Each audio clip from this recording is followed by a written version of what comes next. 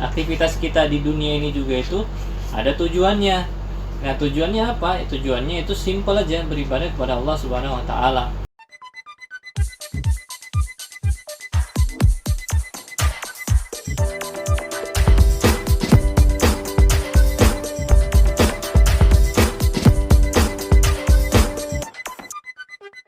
Assalamualaikum warahmatullahi wabarakatuh.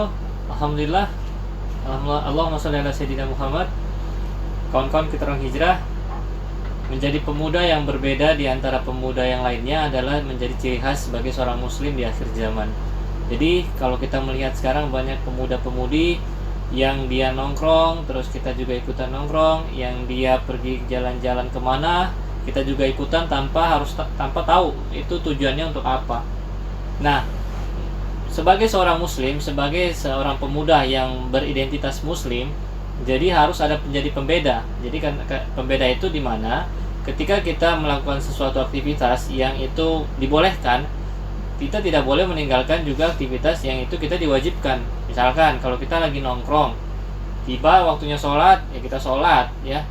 Jangan sampai kita hanya terlalu dalam aktivitas-aktivitas yang justru melalaikan kita pada kewajiban yang seharusnya kita kerjakan.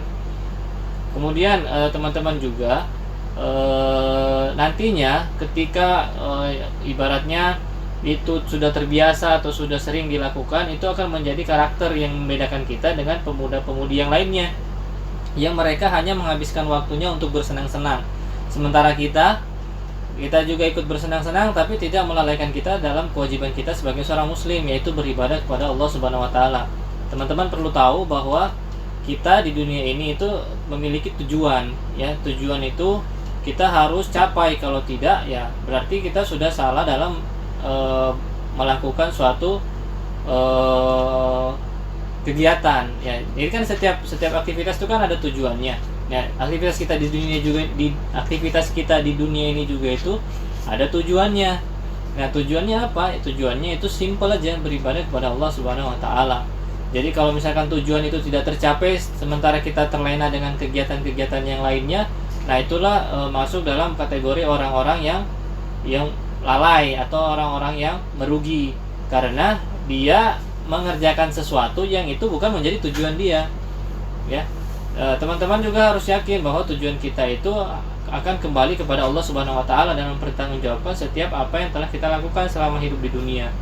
Jadi, kawan-kawan kita orang hijrah, boleh kita bersenang-senang dengan teman-teman sekitar kita, boleh kita nongkrong dengan teman-teman kita, boleh kita melakukan aktivitas apapun itu selama tidak melanggar aturan yang ada dalam Islam, silahkan saja ya. Jadi itu semua boleh dilakukan, tetapi jangan lupa kewajiban kita sebagai seorang muslim. Yang paling penting adalah sholat ya.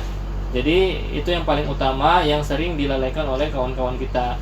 Nah, kalau misalkan sudah tidak sholatnya sudah tidak terlalaikan, nanti insya Allah lama-kelamaan teman-teman sekalian juga akan menjadi pribadi yang makin lama makin baik ya.